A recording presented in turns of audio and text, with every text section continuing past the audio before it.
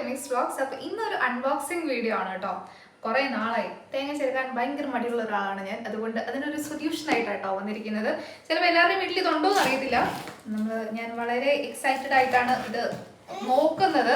എങ്ങനെയാണ് വർക്ക് ചെയ്യുന്നതൊക്കെ എങ്ങനെയാണെന്നൊന്ന് നോക്കി നോക്കാം കേട്ടോ. അപ്പൊ അങ്ങനെ നമ്മുടെ സാധനം കൈ കിട്ടി കേട്ടോ. ഇതൊരു കോക്കനട്ട് സ്ക്രേപ്പർ ആണ്. മറ്റേ ഓറഞ്ചും ജ്യൂസൊക്കെ ഉണ്ടാക്കാന്ന് കാണിക്കുന്നുണ്ട്, എങ്ങനെയാണെന്ന് അറിയത്തില്ല. നമ്മൾ മെയിനായിട്ട് നോക്കുന്നത് തേങ്ങ ചിരണ്ടാനാണ് കേട്ടോ. ഇതൊന്ന് ഓപ്പൺ ചെയ്ത് നോക്കാം. ഇതിൻ്റെ അത് ജസ്റ്റ് ഇങ്ങനെ ഇൻസ്ട്രക്ഷൻസും വാറണ്ടി കാർഡും അങ്ങനത്തെ കാര്യങ്ങളൊക്കെ ഉണ്ട്. പിന്നെ വരുന്നത് ഇതാണ് നമ്മുടെ മെഷീൻ വരുന്നത്. ഇങ്ങനെയാണ് മെഷീൻ ഇരിക്കുന്നത് കേട്ടോ.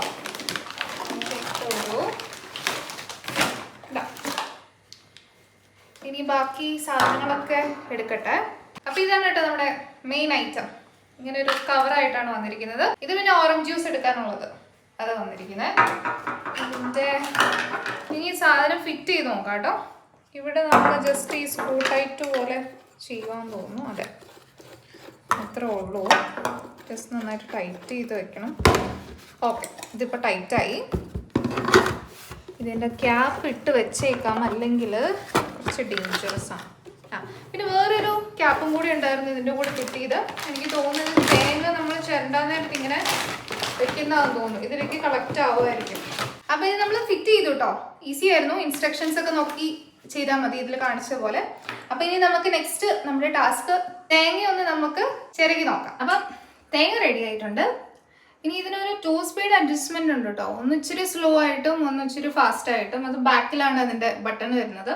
പിന്നെ നമ്മൾ ചെയ്യുമ്പം ഇവിടെ പ്രസ് ചെയ്തുകൊണ്ട് ഇരിക്കണം. അതായത് ഒരു കൈ ഇതിൽ എൻഗേജ് ആവണം, ഒരു കൈ നമ്മുടെ തേങ്ങയും. അങ്ങനെ കേട്ടോ കണ്ടിട്ടുള്ളത് ഞാൻ. പിന്നെ ഇത് ഇച്ചിരി റിസ്കി ആണ് കേട്ടോ എനിക്ക് തോന്നുന്നത്. നമ്മുടെ കയ്യിൽ നിന്നെങ്ങാനും തേങ്ങയെങ്ങാനും തെന്നി പോയിട്ടുണ്ടെങ്കിൽ നമ്മുടെ കൈ പോകുന്നുള്ള കാര്യത്തിന് ഏകദേശം തീരുമാനമാണ്. ആ ഒരു സേഫ്റ്റി ആയിട്ട് ഒന്നുമില്ല. നമ്മളുടെ കയ്യിൽ ഡയറക്റ്റ് നമ്മൾ തേങ്ങ ഇതിലേക്കാണല്ലോ വെച്ചു കൊടുക്കുന്നത്. എന്തായാലും ഒന്ന് ട്രൈ ചെയ്ത് നോക്കാം.